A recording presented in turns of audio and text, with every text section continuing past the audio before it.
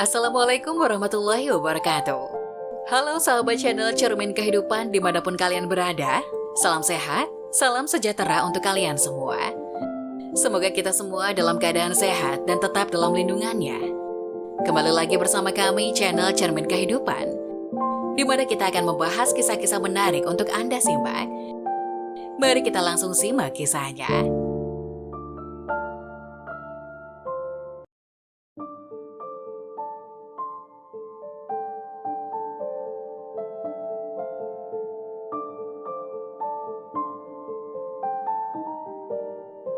Wanita ini baru melahirkan, tiba-tiba merasa kedinginan. Dokter pun terkejut saat membuka selimutnya. Banyak calon ibu yang mengatakan bahwa hanya pada saat melahirkan anak, baru bisa merasakan dingin atau hangatnya perasaan manusia. Ada ibu yang bahkan tidak berani melahirkan anak perempuan, bukan karena lebih mengutamakan anak laki-laki, tapi khawatir atau tidak tega, anak perempuannya akan mengalami siksaan seperti dirinya saat melahirkan anak kelak. Seperti misalnya yang dialami Lolan, yang sekarang merasakan apa yang disebut dengan dinginnya sikap manusia. Keluarga suami Lolan yang berusia 27 tahun ini sangat bahagia dengan kehamilan Lolan. Karena tinggal di daerah pedesaan dan sedang hamil, Lolan pun tinggal di rumah dan mengerjakan pekerjaan rumah tangga yang bisa dilakukannya. Terkadang, saat mertuanya ke ladang, Lolan yang memasak di rumah, sementara suaminya bekerja di luar daerah dan jarang pulang. Semula dipikir hari-hari yang dilaluinya akan berjalan lancar. Tapi siapa sangka, saat memasuki minggu ke-39 kehamilannya, air ketuban Lolan tiba-tiba pecah. Keluarganya segera membawanya ke rumah sakit. Menurut dokter yang memeriksa Lolan mengatakan bahwa Lolan bisa melahirkan secara lancar. Lolan pun menunggu persalinannya dengan perasaan campur aduk. Sekitar jam 3 pagi kemudian, mulut rahim Lolan akhirnya dibuka dan dibawa ke ruang persalinan. Di bawah bimbingan dokter, akhirnya Lolan melahirkan dengan lancar seorang anak laki-laki. Setelah membersihkan plasenta dan kotoran di tubuh bayinya, dokter menjahit kembali luka robekan Lolan. Setelah selesai, Lolan yang menunggu sekitar 2 jam di ruang observasi, kemudian didorong keluar bersama anaknya. Pada saat itu, suami dan ibu mertuanya yang menunggu dengan cemas di luar hanya memikirkan keadaan anak atau cucunya. Sedikit pun tidak terlintas dalam benak mereka bagaimana dengan kondisi Lolan pasca melahirkan. Mereka semua tertawa bahagia melihat anak yang baru menghirup udara bumi itu dan berbincang-bincang mengenai sang bayi.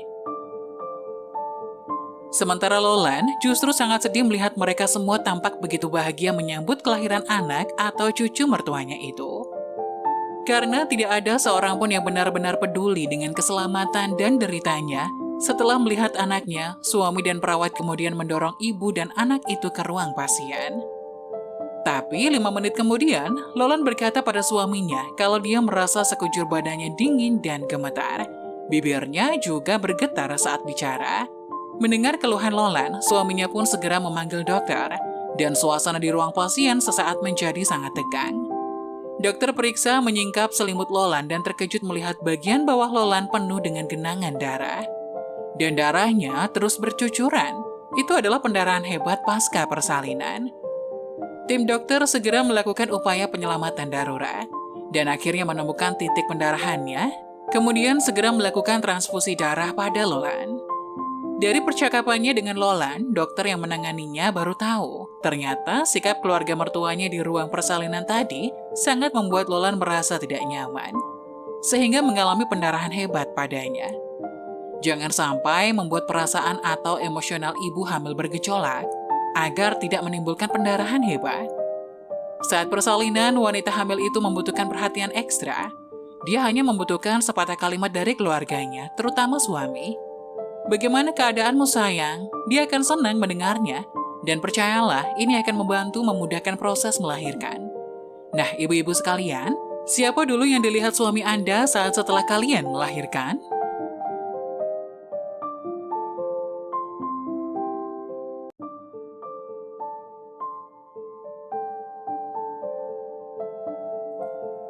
Astagfirullah, wanita wajib tahu, inilah 5 dosa yang bersumber dari kepala wanita.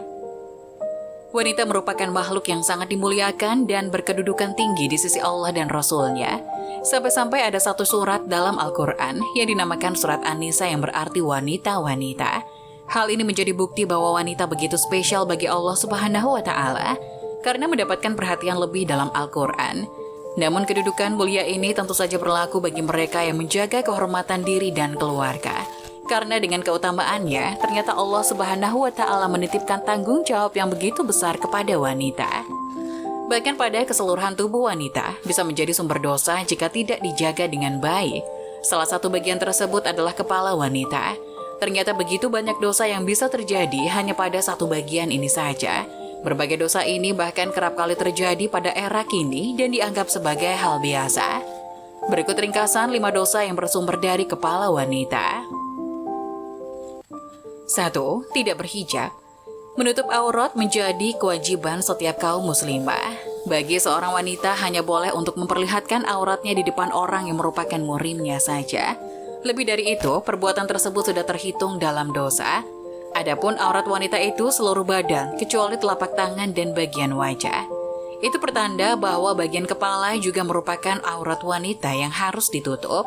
Cara menutupnya adalah dengan menggunakan hijab, seperti firman Allah Subhanahu wa Ta'ala yang artinya, "Hai Nabi, katakanlah kepada istri-istrimu, anak-anak perempuanmu dan istri-istri orang mukmin, hendaklah mereka menjulurkan jilbabnya ke seluruh tubuh mereka."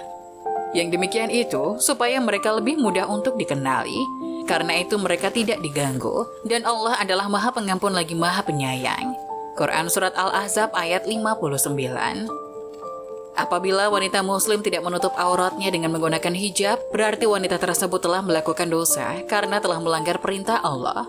Allah Ta'ala juga berfirman yang artinya, katakanlah kepada wanita yang beriman, hendaklah mereka menahan pandangannya dan kemaluannya, dan janganlah mereka menampakkan perhiasannya, kecuali yang biasa nampak darinya.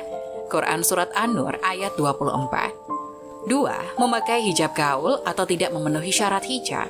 Meskipun sudah mengenakan hijab, bukan berarti wanita sudah terbebas dari dosa. Mereka tetap saja bisa mendapatkan dosa apabila memakai hijab yang tidak memenuhi syarat dalam Islam, atau yang lebih dikenal dengan hijab gaul. Penggunaan hijab gaul ini sudah marak di kalangan masyarakat dengan tujuan agar terlihat lebih modis. Padahal Rasulullah SAW telah memperingatkan wanita dalam sebuah hadis yang artinya, ada 2 golongan penghuni neraka yang belum pernah aku lihat sebelumnya, yaitu suatu kaum yang membawa cambuk seperti ekor-ekor sapi betina yang mereka pakai untuk mencambuk manusia, wanita-wanita yang berpakaian namun telanjang, yang kalau berjalan berlenggak-lenggok, menggoyang-goyangkan kepalanya lagi durhaka tidak taat, kepalanya seperti punuk-punuk unta yang meliuk-liuk. Mereka tidak akan masuk surga dan tidak dapat mencium bau wanginya, padahal bau wanginya itu sudah tercium dari jarak sekian dan sekian. Hadis sahih, riwayat Muslim nomor 2128 dan Ahmad nomor 8673. 3. Mewarnai atau menyemir rambut dengan warna hitam.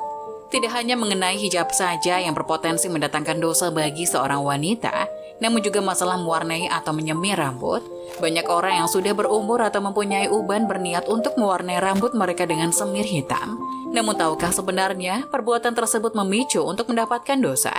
Bahkan jika mereka tetap saja melakukan hal demikian, maka ancamannya adalah tidak akan mencium bau surga. Dari Ibnu Abbas radhiyallahu anhuma berkata bahwa Rasulullah SAW bersabda, pada akhir zaman nanti akan muncul suatu kaum yang bersemir dengan warna hitam seperti tembolok merpati. Mereka itu tidak akan mencium bau surga. Hadis riwayat Abu Daud, An-Nasai, Ibnu Hibban dalam Sahihnya dan Al-Hakim.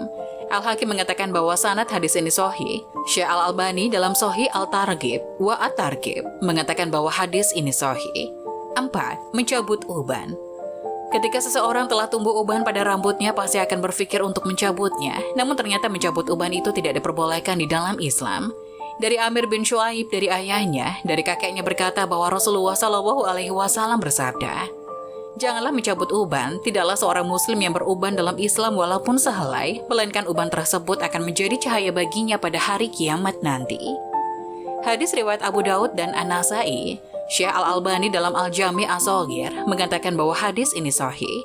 Untuk menghindari uban tersebut, kita diperbolehkan untuk mewarnai uban tersebut dengan semir, namun dengan catatan tidak menggunakan semir yang berwarna hitam.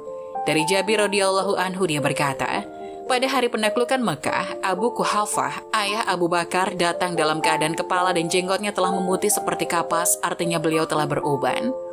Lalu Rasulullah SAW bersabda, "Ubahlah uban ini dengan sesuatu, tetapi hindari warna hitam." Hadis riwayat Muslim. 5. Menyambung rambut. Banyak tren yang terjadi pada saat ini, salah satunya adalah dengan menyambung rambut. Namun bolehkah menyambung rambut? Jawabannya adalah tidak. Hal ini tertera dalam hadis yang diriwayatkan oleh Bukhari nomor 5591 dan Muslim nomor 2122 dari Asma binti Abi Bakar.